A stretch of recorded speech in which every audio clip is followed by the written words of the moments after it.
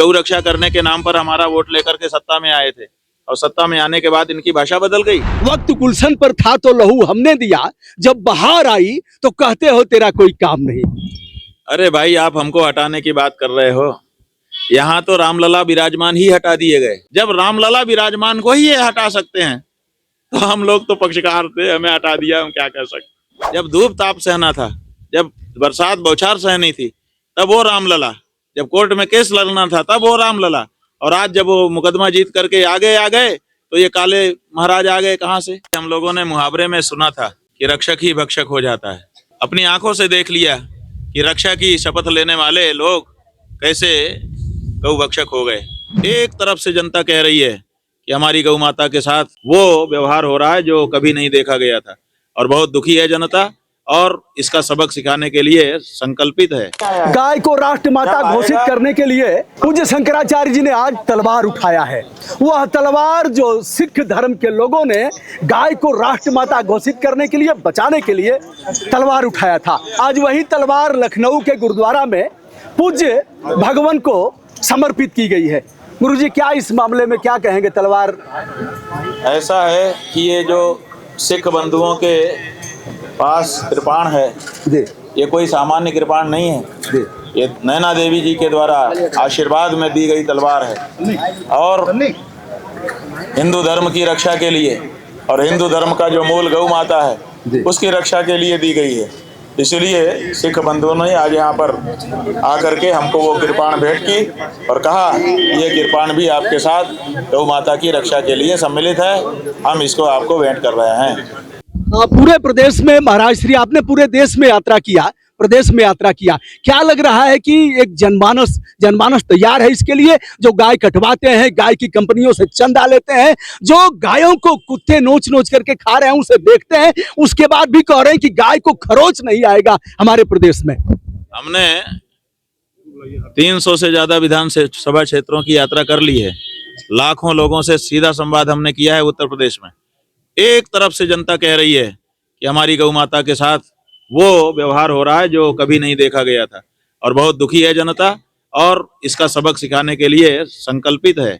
सब लोग संकल्प कर रहे हैं कि गौ माता की रक्षा के लिए हम वोट करेंगे, और इन्होंने जो गौ माता को त्रास और दुख दिया है, और आज भी गौ माता को पशु ही कह रहे हैं, माता कह के पुकारने में भी इनको संकोच हो रहा है, इसके लिए इनको दंडित करेंगे। पूज्य भगवान, आपने गोरखपुर से यात्रा शुरू किया, गोरखपुर से ही क्यों? क्या गाय के मामले में गोरखपुर एक महत्वपूर्ण प्रतिष्ठान रहा है गायों को बचाने के लिए? गोरखपुर इसीलिए क्योंकि उत्तर प्रदेश में एक ही जिला है जिसका नाम गोरखपुर है।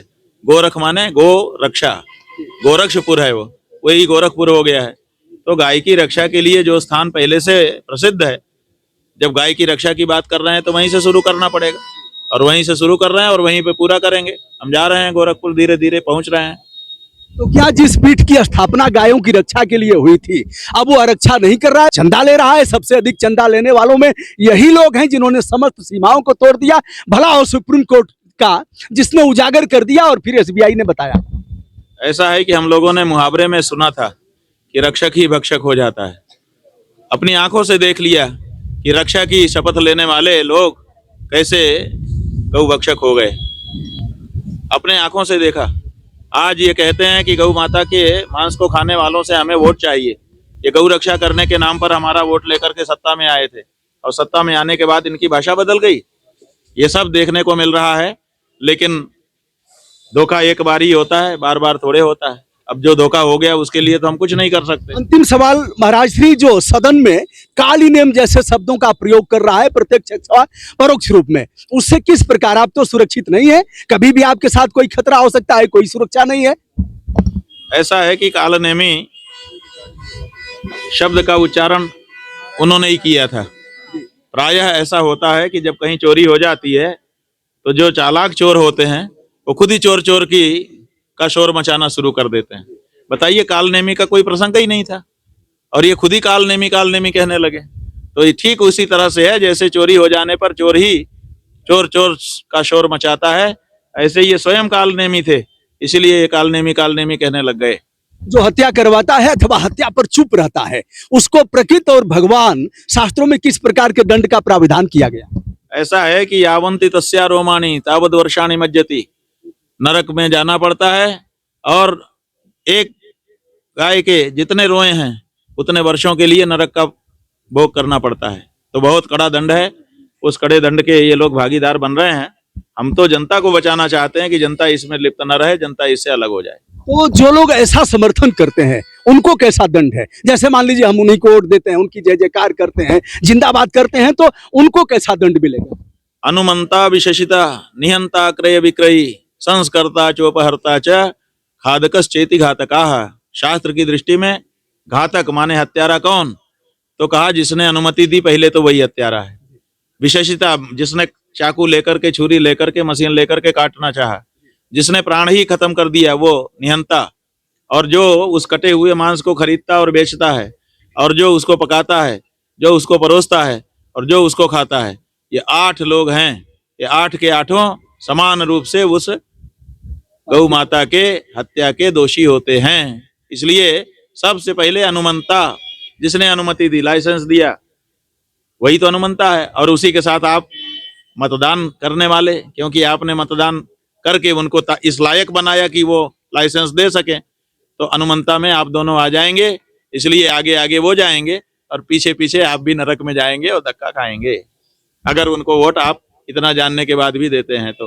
अंतिम सवाल स्वामी जी, राम जन्मभूमि के लिए आपकी पीठ ने, आपके पूज्य गुरुदेव ने आर पार का संघर्ष किया है, जमीन से, सड़क से लेकर के और कोर्ट तक। आपका कहीं नाम ही नहीं है। वक्त गुलशन पर था तो लहू हमने दिया, जब बहार आई तो कहते हो तेरा कोई काम नहीं। अरे भाई, आप हमको हटाने की बात कर रहे हो। यहाँ तो रामलला विराजमान ही हटा दिए गए। देखिए, ये जो मुकदमा था ना, ये मुकदमा तो रामलला विराजमान ने लड़ा। विराजमान माने क्या होता है? माने जो बैठे हों, वही ना। तो जो 3 गुंबद वाला ढांचा था, उसके मुख्य गुंबज में कौन बैठा था? वही रामलला विराजमान थे। और बाद में जब गुंबद टूट गया तो जो टेंट हाउस बनाया गया, टेंट का मंदिर, उस टेंट तिरपाल के अंदर रहने वाले वही रामलला विराजमान थे। बताइए, जब धूप ताप सहना था, जब बरसात बौछार सहनी थी, तब वो रामलला। जब कोर्ट में केस लड़ना था, तब वो रामलला। और आज जब वो मुकदमा जीत करके आ गए तो ये काले महाराज आ गए कहाँ से? इन्होंने बनवा करके उनको प्रतिष्ठित कर दिया। आप बताइए, रामलला विराजमान ने केस लड़ा था तो वहां पर प्रतिष्ठा किसकी होनी चाहिए थी? उन्हीं रामलला विराजमान की कि नहीं? बताइए। तो इन्होंने क्यों हटा दिया? जब रामलला विराजमान को ही ये हटा सकते हैं तो हम लोग तो पक्षकार थे, हमें हटा दिया, हम क्या कर सकते? तो क्या मान लिया जाए सुपर शंकराचार्य हैं, चारों शंकराचार्य के ऊपर है? सुपर शंकराचार्य नहीं है, ये असुर हैं। असुर जो है वो आते हैं, आकर के विप्लव मचा देते हैं। तो विप्लव मचा देने से वो शंकराचार्य थोड़े हो जाएंगे। ये तो विश्वामित्र के यज्ञ को खंडित करने के लिए जैसे सुबाहु, मारीच, ताड़का आते थे, वैसे ही हैं। ये आएंगे, बाद में मारे जाएंगे। जनता जब जाग जाएगी तो इनका